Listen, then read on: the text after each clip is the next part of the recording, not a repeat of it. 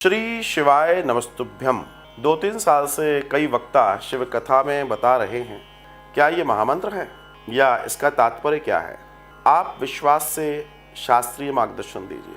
अच्छी बात है कि आपने मुझे इस लायक समझा कि मैं इसके बारे में बात कर सकूं।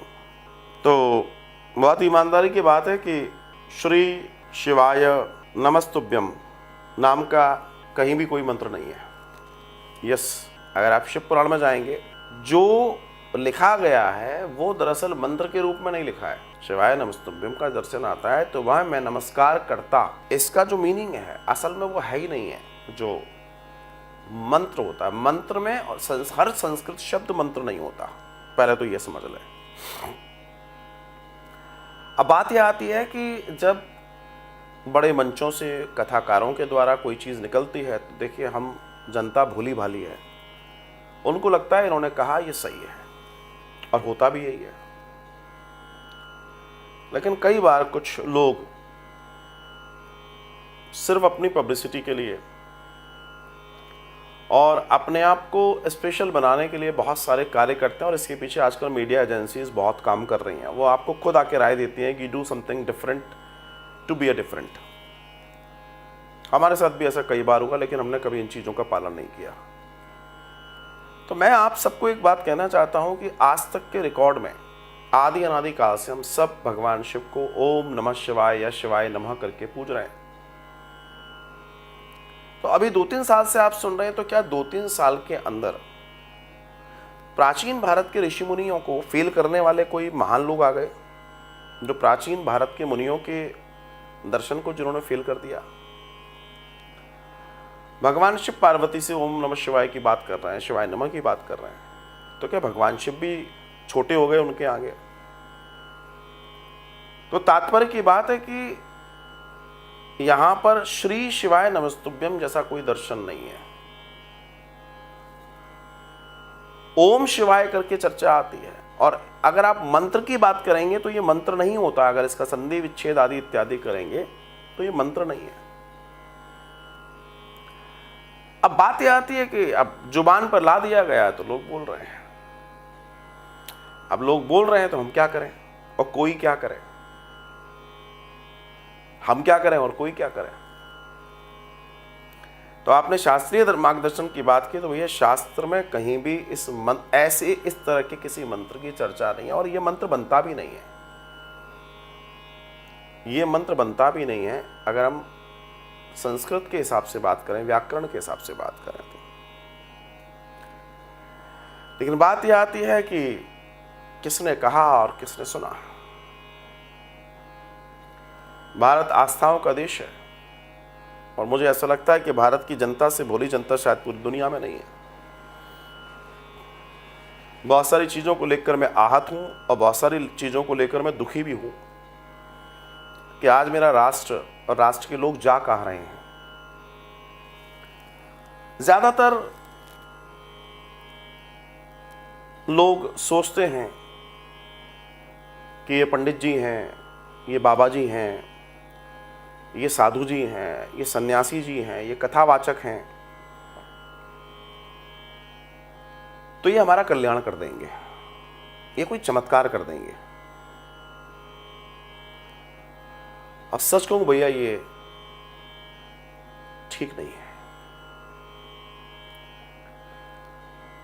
अगर चमत्कारी करना होता, कुछ ठीक ही करना होता, तो पहले वो अपना कर लेते हैं। मैं बहुत गहरी बात कह रहा हूं, बात को समझिएगा। मैं दोनों बातें बताऊंगा आपसे।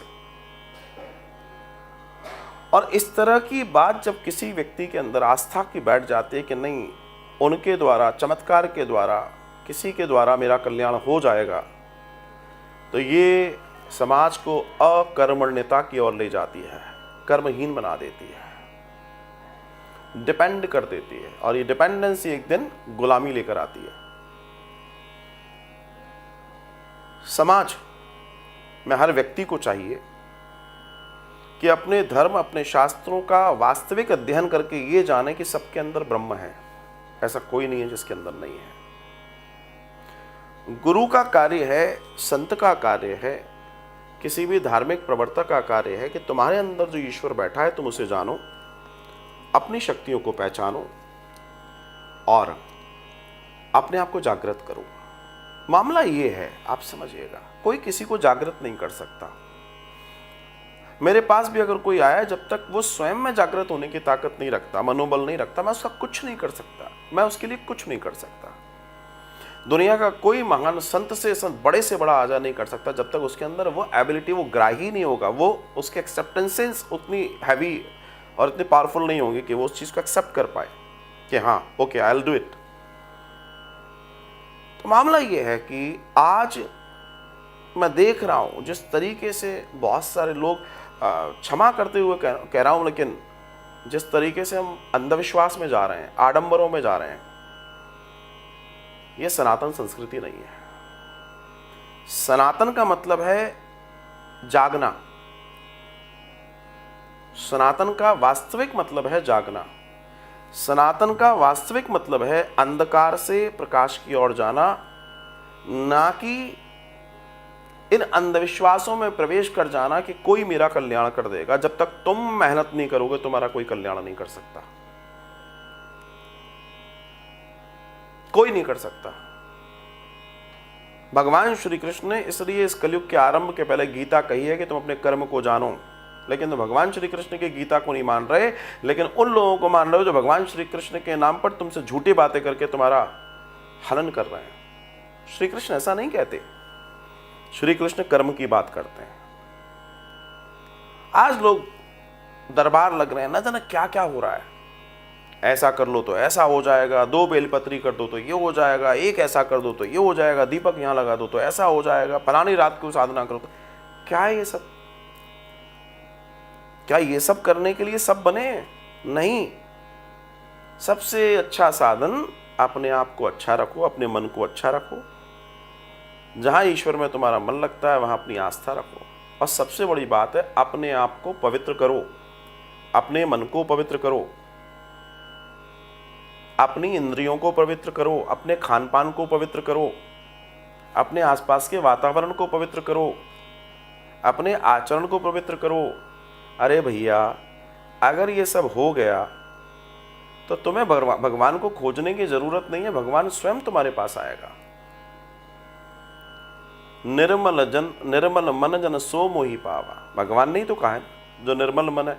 अब तुम निर्मल नहीं हो और तुम सोच रहे हो कि कहीं प्रॉक्सी साइड से तुम्हारा काम हो जाएगा, कोई बाबा तुम्हारा काम कर देगा, कोई, अरे कोई नहीं कर सकते। अपने तो कर लें पहले, ये अपने तो कर लें पहले, तुम्हारा क्या करेंगे। हां, अगर कोई सिद्ध पुरुष है तो वो भी तुम्हारा कार्य तब कर सकता है जब तुम में सिद्धता होगी, तुम में वो गुण होगा, तुम में वो ग्राहीपन होगा, तुम में वो पवित्रता होगी, तुम में वो वास्तविक आस्था और विश्वास होगा। लेकिन ये अंधविश्वासों से, आडंबरों से कुछ नहीं हो सकता। मैं आज इतना दुखी हूं, इतना इतना इतना ज्यादा दुखी हूं इस बात को लेकर कि मेरा देश जा कहां रहा है, मेरा देश जा कहां रहा है, मेरे देश के लोग कहां जा रहे हैं। यू वॉन्ट इमेजिन, मैं इतना ज्यादा दुखी, मैं चर्चा करता हूं लोगों से कि लोग सोचते हैं कि फलानी लाइन में जाएंगे हमारा पर्चा बन जाएगा, ऐसा हो जाएगा। उन्होंने बोल दिया कि रात को दीपक ऐसा लगा लेना, ऐसा हो जाएगा। उन्होंने बोल दिया बेलपत्री ऐसे करके चबा लेना तो ऐसा हो जाएगा। नो डाउट बेलपत्री अमृत है, चबाने से ऐसा होगा, लेकिन ये जिस तरीके से बात हो रही है वो समझने की बात है। कोई कह रहा है कि बेलपत्री को लो, शहद में लगाओ, शिवलिंग पे रख दो, तुमने साल भर पढ़ाई नहीं करी है, तुम पास हो जाओगे। इसका मतलब तुम क्या ये कह रहे हो कि पढ़ाइयां बेकार हैं, स्कूल बेकार हैं, विद्यालय बेकार हैं, साहित्य है, जो ग्रंथ हैं, वेद पुराण उपनिषद सब बेकार है। आप क्या चाहते हो करना? धर्म ज्ञान की बात करता है। धर्म का मतलब है उस ज्ञान को जानना जिसके लिए ये देह मिली है, जिसको हम मनुष्य कहते हैं, मानव कहते हैं। इस मानव देह के अंदर वो सारी की सारी स्मृतियां, पूर्व स्मृतियां हैं कि हमें क्या करना चाहिए, क्या नहीं करना चाहिए और कितना अच्छा हम कर सकते हैं, ताकि इस देह का, इस जीवन जो मिला है, इसका वास्तविक सदुपयोग करके हम अपने समाज का, अपने राष्ट्र के लिए कुछ अच्छा कर पाएं और जब जाएं तो उस दुनिया को कुछ अच्छी खुशबू देकर जाएं। That's it.